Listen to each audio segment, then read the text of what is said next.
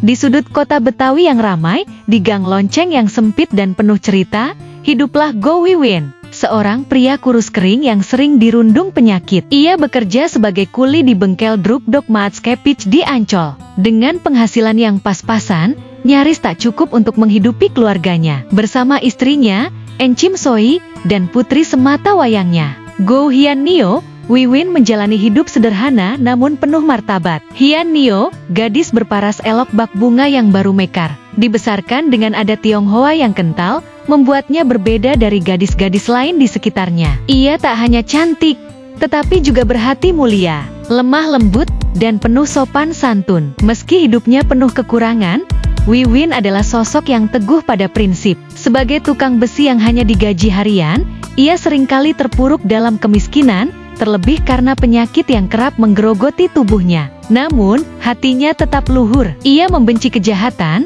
memandang semua orang setara tak peduli kaya, miskin, bangsawan, atau rakyat jelata. Bagi Wiwin, kebaikan adalah pegangan hidup, dan ia menanamkan nilai itu pada keluarganya. Suatu pagi, kesedihan menyelimuti hati Wiwin.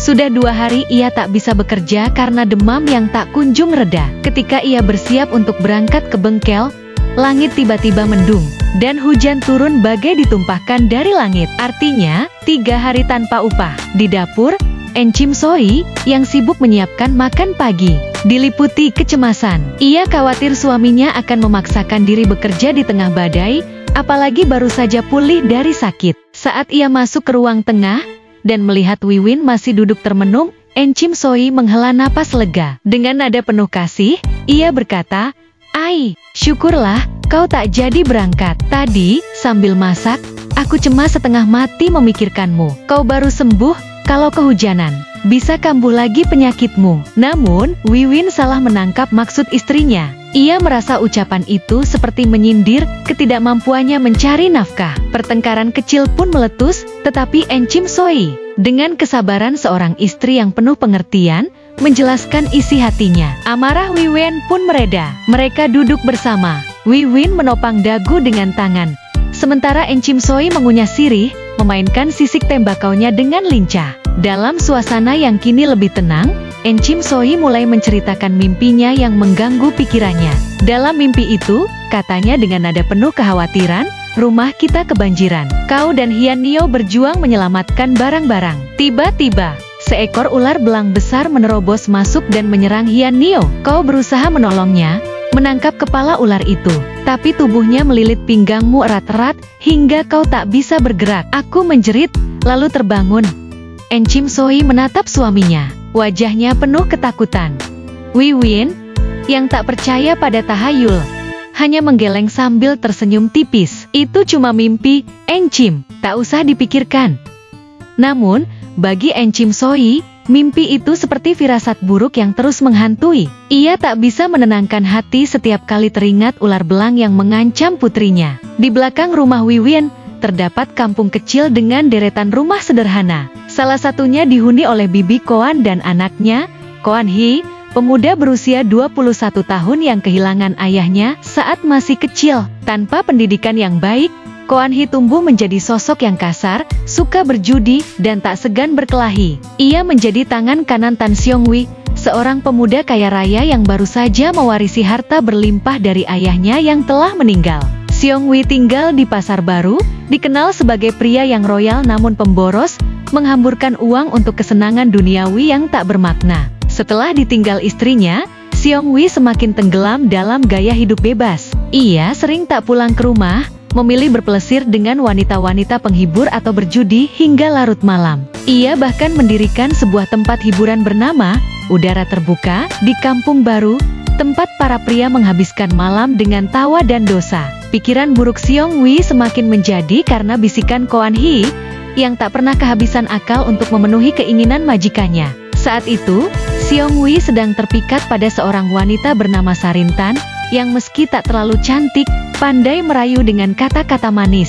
Asal dari Bandung, Sarintan adalah gula-gula Siong Wi, tapi pesonanya mulai memudar di mata sang tuan muda. Hati Siong Wi kini tertambat pada seorang gadis cantik yang ia lihat di Bogor. Bersama Koan Hee, Ia pergi ke Bogor untuk menemukan gadis itu, namun keluarganya sudah pindah tanpa jejak. Kecewa dan patah hati, Seong Wi kembali ke Betawi dengan wajah muram. Cho An Hee, yang tak ingin melihat majikannya larut dalam kesedihan, mengusulkan ide baru. Tuan, lupakan gadis Bogor itu. Di gang lonceng, ada Hian Nio, putri Wiwin, cantik jelita, tak kalah dari gadis impian Tuan. Seong Wi, yang penasaran, menyelinap untuk melihat Hian Nio. Sekali pandang, ia langsung terpana. Wajah Hian Nio bagaikan lukisan, lembut namun memesona, membuatnya lupa pada gadis Bogor. Nafsunya membara, dan ia bertekad untuk mendapatkan Hian Nio, apapun caranya. Atas saran Ko An Hee, Seong Wi meminta bantuan En Chim Leng, seorang janda yang pandai bicara dan jujur, untuk melamar Hian Nio. En Chim Leng, dengan kejujurannya, tak lupa menyampaikan bahwa Seong Wi sudah beristri, dan Hian Nio hanya akan menjadi istri kedua. Wiwien, yang mendengar lamaran itu, dengan tegas menolak. "Anakku bukan mainan orang kaya," katanya, penuh kemarahan. Ia tak rela Hian Nio menjadi korban nafsu pria seperti Seong Wi.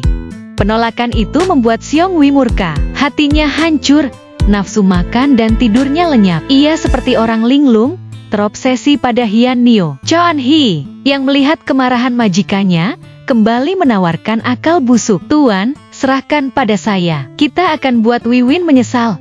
Dengan penuh dendam, Seong Wi menyetujui rencana jahat Ko An Hee. Mereka memutuskan untuk memfitnah Wiwin sebagai penjual candu gelap. Sebungkus candu sengaja disembunyikan di bawah dipan rumah Wiwin oleh orang suruhan Seong Wi. Tak lama kemudian, polisi datang setelah mendapat laporan anonim. Rumah Wiwin digeledah, candu ditemukan, dan sore itu juga, Wiwin diborgol dan dibawa ke penjara. Kabar penganiayaan terhadap Wiwin menyebar seperti api di kota Betawi. Cerita itu sampai ke telinga Oji Ho Liang, seorang pemuda tampan dan berhati mulia, anak dari saudagar gula kaya raya, Oji Koei Hong. Ho Liang dikenal sebagai dermawan yang tak pernah memandang rendah siapapun. Rasa keadilannya kuat, dan ia membenci segala bentuk kejahatan. Mendengar nasib Wiwin yang terfitnah, hatinya tergerak. Ia ingin membantu, tapi tak tahu bagaimana caranya, karena ia belum pernah bertemu keluarga Wiwin. Kebetulan,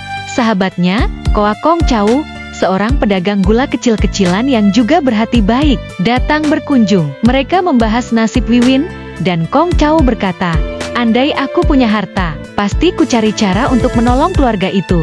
Ho Liang mengangguk, dan mereka bersepakat untuk menyewa seorang advokat ternama untuk membela Wiwin di pengadilan. Ho Liang juga mengirimkan bantuan uang sebesar 50 gulden kepada En Chim Suri melalui Kong Chau. Awalnya, En Chim Suri menolak, tetapi setelah Kong Chau menjelaskan bahwa bantuan itu datang dari hati tulus Ho Liang, ia akhirnya menerima dengan rasa terima kasih. Berkat pembelaan advokat yang disewa Ho Liang, Wiwin akhirnya dibebaskan. Tuduhan perdagangan candu gelap terbantahkan. Karena kehidupan miskin Wiwin menjadi bukti bahwa ia tak mungkin terlibat dalam kejahatan semacam itu. Fitnah itu jelas hanya rekayasa keji. Saat En Chim Suri dan Hian Nio menjemput Wiwin di pengadilan, mereka bertemu Ho Liang dan Kong Chau. Pertemuan pertama antara Ho Liang dan Hian Nio meninggalkan kesan mendalam. Hian Nio, dengan kelembutannya, membuat hati Ho Liang bergetar. Sebaliknya, Hian Nio kagum pada kebaikan dan ketampanan Ho Liang. Hubungan mereka semakin erat ketika Ho Liang sering berkunjung ke rumah Wiwin. Cinta pun bersemi, meski ayah Ho Liang sempat menentang, menganggap Hian Nio dari keluarga tak sepadan. Namun, Ho Liang teguh pada pilihannya. Akhirnya, ia menikahi Hian Nio, dan mereka hidup bahagia. Wiwin pun mendapat pekerjaan baru di toko Ho Liang, mengakhiri hari-hari sulitnya sebagai kuli.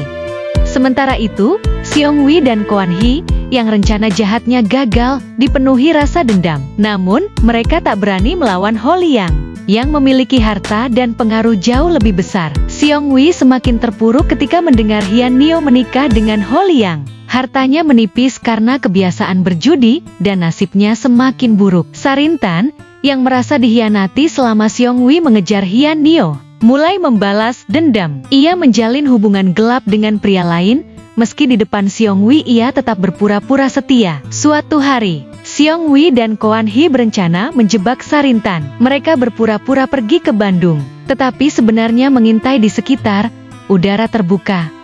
Sarintan, yang mengira Xiong Wei pergi, memanggil kekasih gelapnya. Ketika mereka sedang bersama, Xiong Wei dan Kuan Hi menerobos masuk, menangkap mereka basah-basahan. Amarah Xiong Wei memuncak. Dengan tangan gemetar, ia mencabut pistol dan menembak Sarintan serta kekasihnya. Keduanya tewas seketika. Malang bagi Xiong Wei. Saat tembakan itu meletus, segerombolan polisi ronda kebetulan lewat di depan, udara terbuka. Mereka masuk, menangkap Xiong Wei dan Kuan Hi yang tak bisa mengelak dari perbuatan mereka. Setelah persidangan, hakim menjatuhkan hukuman 20 tahun penjara untuk keduanya. Kejahatan nafsu yang membakar hati Xiong Wei akhirnya membawanya pada kehancuran. Sementara kebaikan hati Ho Liang dan Hian Nio membawa mereka pada kebahagiaan yang abadi.